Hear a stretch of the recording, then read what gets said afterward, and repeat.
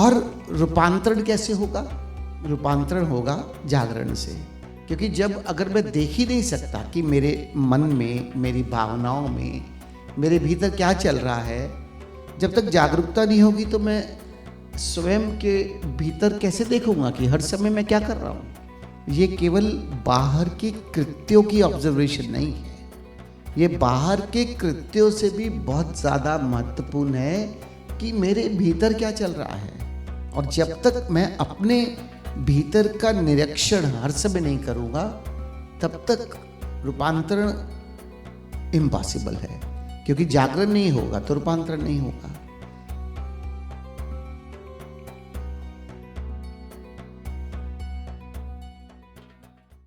कल एक मित्र ने मुझसे पूछा कि यहाँ तो पूरा दिन हम ध्यान करते हैं, ध्यान से हमारी ऊर्जा उद्गमित भी रहती है, लेकिन घर जाकर पूरा दिन तो ध्यान नहीं कर सकते। परिवार में भी रहना है, काम की जगह पे भी जाना है, हर जगह पर चैलेंज भी होता है। तो इसको हम जीवन का हिस्सा कैसे बनाएं? बहुत छोटे छोटे उपाय हैं और छोटी छोटी चीज़ें ही जीवन में बहुत बड़ा फर्क लाती है। एक बात हमें ठीक से समझनी होगी कि हम ध्यान कर क्यों रहे हैं। ऊर्जा की बात तो दूसरे नंबर पर है। आखिरकार क्यों कर रहे हैं? क्या ये अहंकार का हिस्सा तो नहीं? क्या हमें लोगों को बताने में तो अच्छा नहीं लगता हम बहुत ध्यानी हैं? क्या हम ध्यान करते समय भीतर कोई छुपी हुई लालसा को तो नहीं पाल रहे? सबसे पहले अपने भीतर स्पष्ट होना चाहिए। और दूसरा, जीवन में मेरे देखे ध्यान इसलिए कर रहे हैं कि हम जीवन की गुणवत्ता को बढ़ाएं, to enhance the quality of life. और जीवन की गुणवत्ता कैसे बढ़ सकती है? जीवन की गुणवत्ता बढ़ाने का सिर्फ और सिर्फ एक मात्र उपाय है और वो है रूपांतरण, जिसकी ओशो ने खूब बात की। और रूपांतरण कैसे होगा? रूपांतरण होगा जागरण से। क्योंकि बिना जागरण के रूपांतरण इम्पॉसिबल है। क्योंकि जब अगर मैं देख ही नहीं सकता कि मेरे मन में, मेरी भावनाओं में, मेरे भीतर क्या चल रहा है, मैं शून्य हूँ या उन्हीं विचारों से उलझा हुआ हूँ, जब तक जागरूकता नहीं होगी तो मैं स्वयं के भीतर कैसे देखूंगा कि हर समय मैं क्या कर रहा हूँ। ये केवल बाहर के कृत्यों की ऑब्जर्वेशन नहीं है, ये बाहर के कृत्यों से भी बहुत ज़्यादा महत्वपूर्ण है कि मेरे भीतर क्या चल रहा है। और जब तक मैं अपने भीतर का निरीक्षण हर समय नहीं करूंगा तब तक रूपांतरण इम्पॉसिबल है। क्योंकि जागरण नहीं होगा तो रूपांतरण नहीं होगा। एक स्लोगन है जो मैंने अपने लिए बनाया है, वैसे तो भारत की सड़कों पे लिखा है, सावधानी हटी दुर्घटना घटी। गाड़ी चलाते समय आप इसे पढ़ सकते हैं। इसको थोड़ा सा बदल दो, स्वयं से दृष्टि हटी दुर्घटना घटी। आप अपना निरीक्षण बंद करिए, दुर्घटना घटने को है। संयोग से बच जाओ तो अच्छी बात है, लेकिन हमने अपने आप को वल्नरेबल कर दिया, अपने आप को उपलब्ध कर दिया। जैसे अगर आंख बंद करके ट्रैफिक में चलते समय सड़क पर बैठ जाएं, गाड़ी वाले हमें बचा दे वो संयोग है, नहीं तो मृत्यु निश्चित है। उसी तरह से बिना जागरण के मूर्छा में दुर्घटना निश्चित है। क्योंकि जैसे ही मन के आवेश पे हम आते हैं वहीं कामनाएं, वहीं कोई अब बहुत लोग आके मुझे कहते हैं कि गुस्सा बहुत आता है, कैसे हटेगा?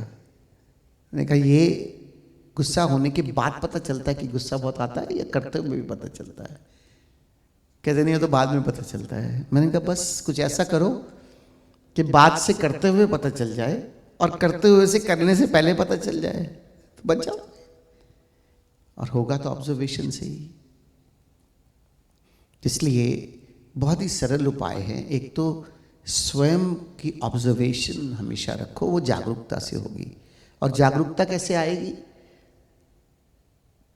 सबसे बड़ा आलस समय क्या होता है? 6 दिन यहाँ ध्यान कर लिया, अब घर जाएंगे, अब सोचेंगे अब तो ध्यान 6 दिन की आदत पड़ी है, और जाकर सुबह उठेंगे, ध्यान करना है, और ऐसे ही आँख बंद करके बैठ जाएंगे और थोड़ी देर में ही विचारों से स्ट्रगल और या निद्रा और भ्रम हो गया कि ध्यान कर लिया।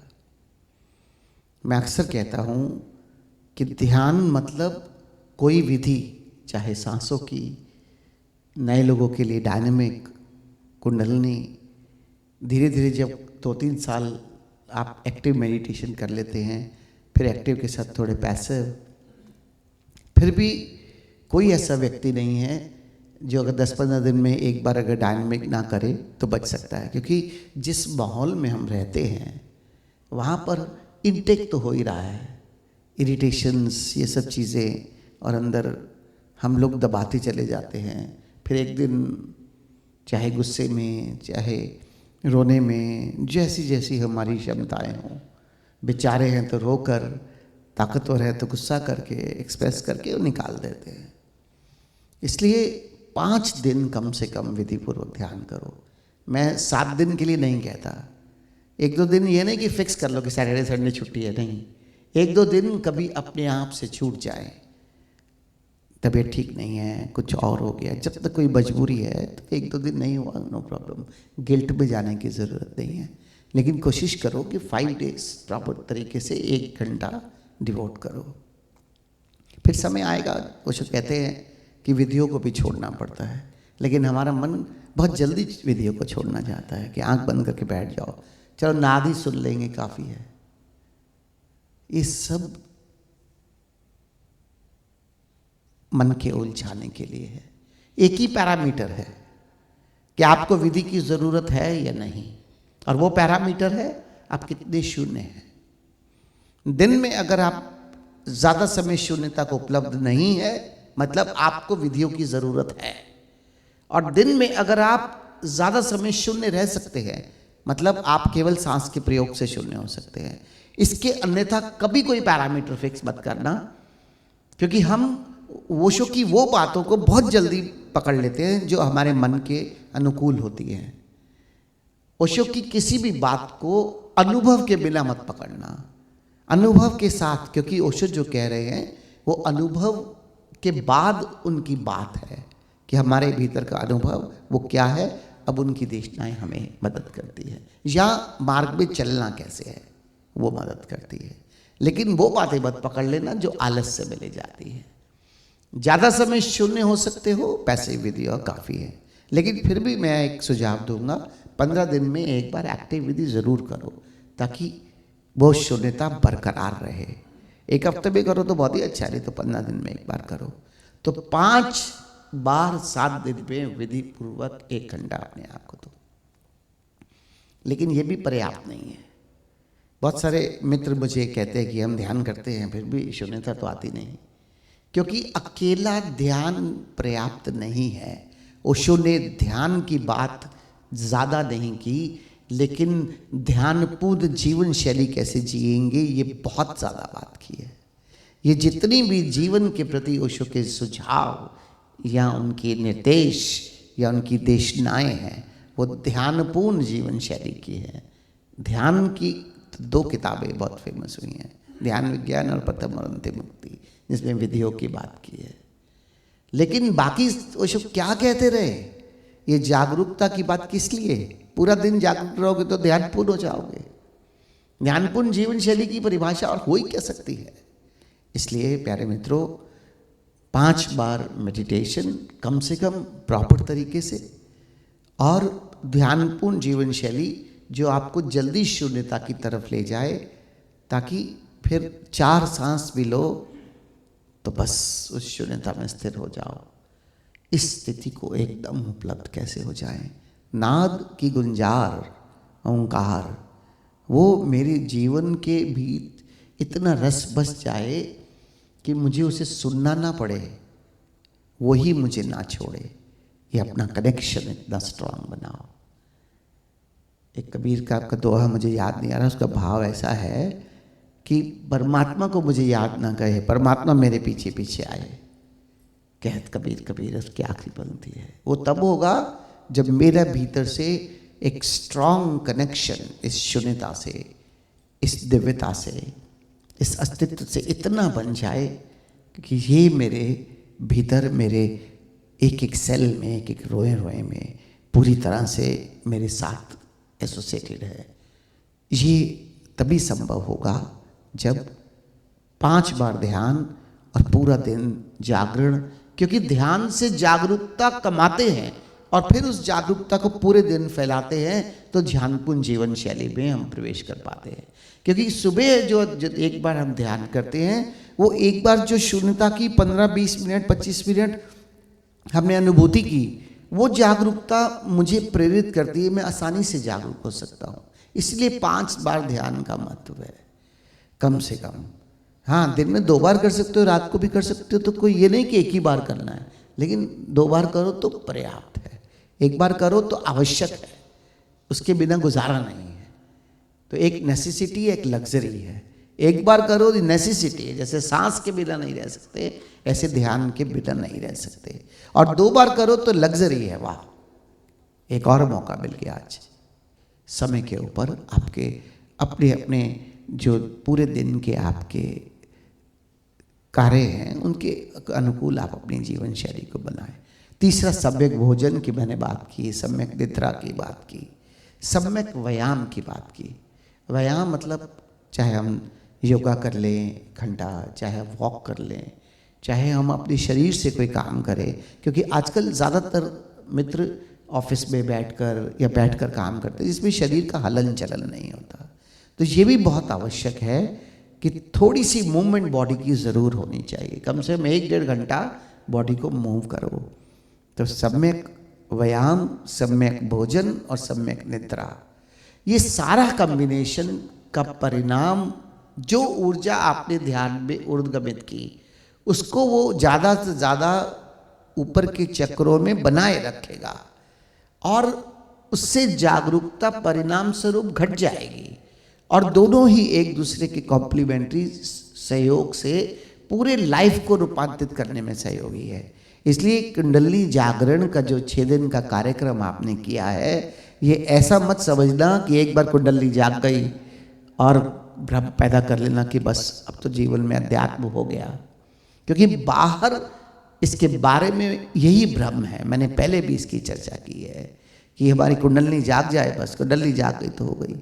और कुंडली जागरण को कोई अद्वैत की घटना कह देता है, कोई कुछ कर देता है, कोई कुछ कर देता है। ये एनर्जी, हमारी प्राण ऊर्जा हमारे जीवन में कभी भी ऐसे पॉइंट पर नहीं हो सकती कि 24 घंटे हमारी सहस्त्रार पर ऊर्जा बनी रहे। दिस इज मेरे एक्सपीरियंस से, मेरे अनुभव से इम्पॉसिबल है। लेकिन आप कुछ घंटे इसे ऊर्ध्वगमित करके रखें, जीवन में बहुत सहयोगी है। जागरूकता परिणाम स्वरूप घटेगी और इस जागरूकता को जीवन का हिस्सा बनाकर आप रूपांतरण में आसानी से अपने जीवन को ले आएंगे और रूपांतरण का परिणाम जीवन की गुणवत्ता बढ़ाने में है, enhance the quality of life. इसलिए ये सारी चीजें कॉम्बिनेशन है। और इसको जैसे साइकिल में चेन के लिंक होते हैं, इसको लिंक मानना। एक लिंक भी टूट जाए साइकिल नहीं चलेगी।